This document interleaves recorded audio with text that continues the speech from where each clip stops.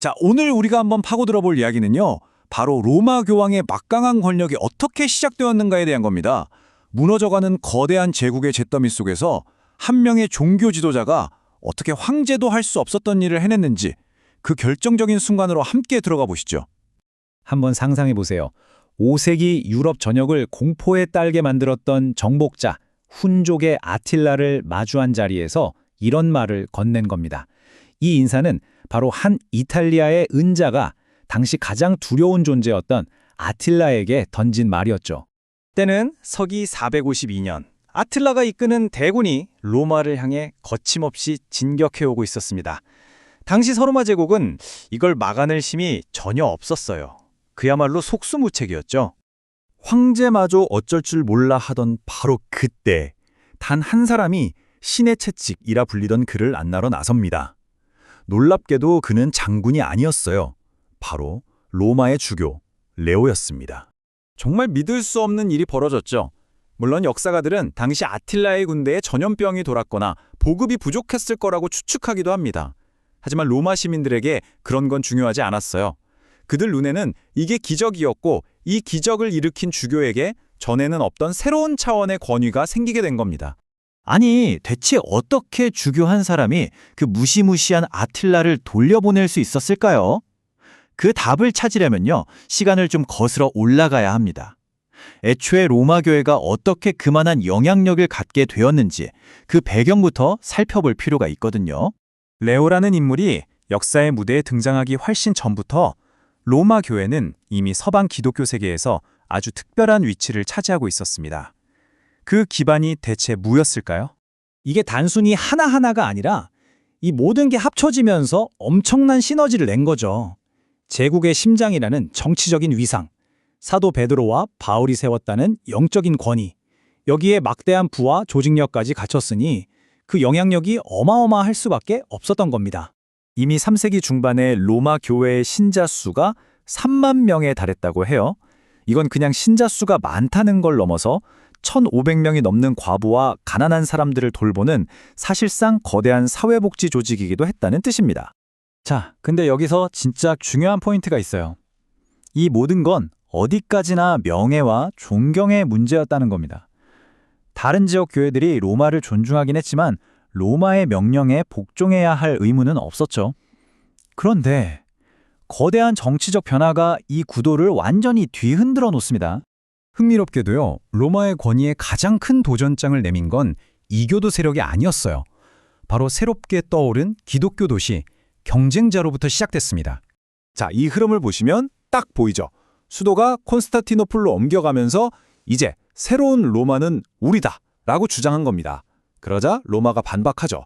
우리의 권위는 황제가 어디에 있느냐 같은 정치적인 문제에서 나오는 게 아니다. 바로 여기서 교회의 권력이 어디서 오는가, 이 근본적인 질문이 수면 위로 떠오른 겁니다. 로마의 대응이 정말 기가 막힙니다. 정치적 중요성이 점점 사라지는 위기 속에서 아예 차원이 다른 권위를 내세운 거죠. 우리의 권력은 황제가 주는 게 아니라 신이 직접 사도 베드로를 통해 주신 거다.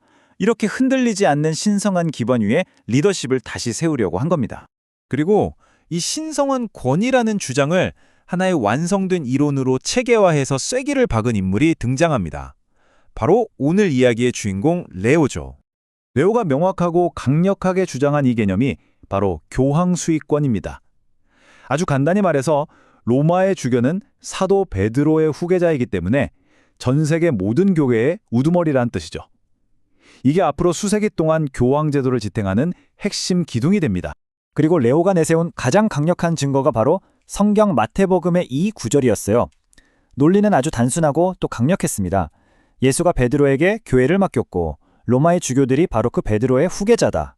그러니 로마 주교의 권위는 신에게서 직접 온 것이다. 이 말이죠. 레오는 여기서 그치지 않았습니다. 신학적인 주장을 현실 정치의 힘으로 뒷받침했죠.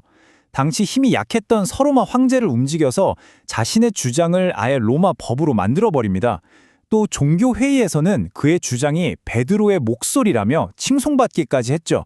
그런데 여기서 반전이 하나 있었습니다. 바로 그 칼케돈 공유에서 동방 지역에서는 콘스탄티노플 주교가 로마 주교와 동등한 권위를 갖는다고 결정해버린 거예요. 그러니까 교회의 머리가 두 개가 생긴 셈이죠. 이건 나중에 로마 카톨릭과 동방 정교회가 완전히 갈라서는 결정적인 계기가 됩니다. 자, 다시 로마에 있는 레오에게로 돌아와 보죠.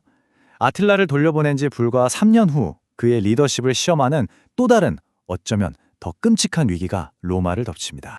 이번엔 반달족이었습니다. 아프리카에서 바다를 건너 로마로 쳐들어왔죠. 황제는 백성들을 버리고 도망치다가 살해당했고 도시는 완전히 무방비 상태에 놓였습니다. 또다시 세속 권력이 완전히 붕괴된 겁니다. 그리고 그 자리에 단 한 사람만이 남아 있었습니다. 레오는 이번에도 피하지 않고 반달족의 왕 가이세릭을 직접 만납니다. 그리고 간청하죠.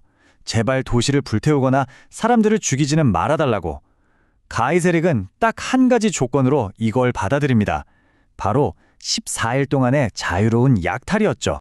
2주 동안 로마는 그야말로 탈탈 털렸습니다. 모든 보물이 약탈당했죠. 하지만 도시는 불타지 않았고 시민들은 목숨을 건졌습니다. 도시 자체가 살아남은 겁니다. 그리고 그 모든 게 끝난 후에 충격과 슬픔에 빠진 시민들 앞에 레오가 섰습니다. 이 설교에서 레오는 자기 이름을 단 한 번도 말하지 않았습니다. 하지만 그 자리에 있던 모든 사람들은 알고 있었죠. 누가 이 도시를 구했는지, 누가 책임자였는지. 그는 이제 명실상부한 로마의 최고 지도자 폰티펙스 막시무스, 즉 대사제가 된 것입니다. 자, 그러니까 결론은 이겁니다. 황제는 실패하고 도망쳤지만 주교는 남아 도시의 책임을 졌습니다. 교황권이라는 게 그냥 신학적인 주장만으로 생긴 게 아니라는 거죠. 무너져가는 제국이 남긴 권력의 공백을 위기 속에서 리더십에 대한 실질적인 필요와 갈망이 채워 넣으면서 탄생한 겁니다. 이 이야기는 우리에게 아주 근본적인 질문을 던집니다. 거대한 시스템이 무너지고 모두가 혼란에 빠질 때 과연 누가 나서서 이끌게 되는가?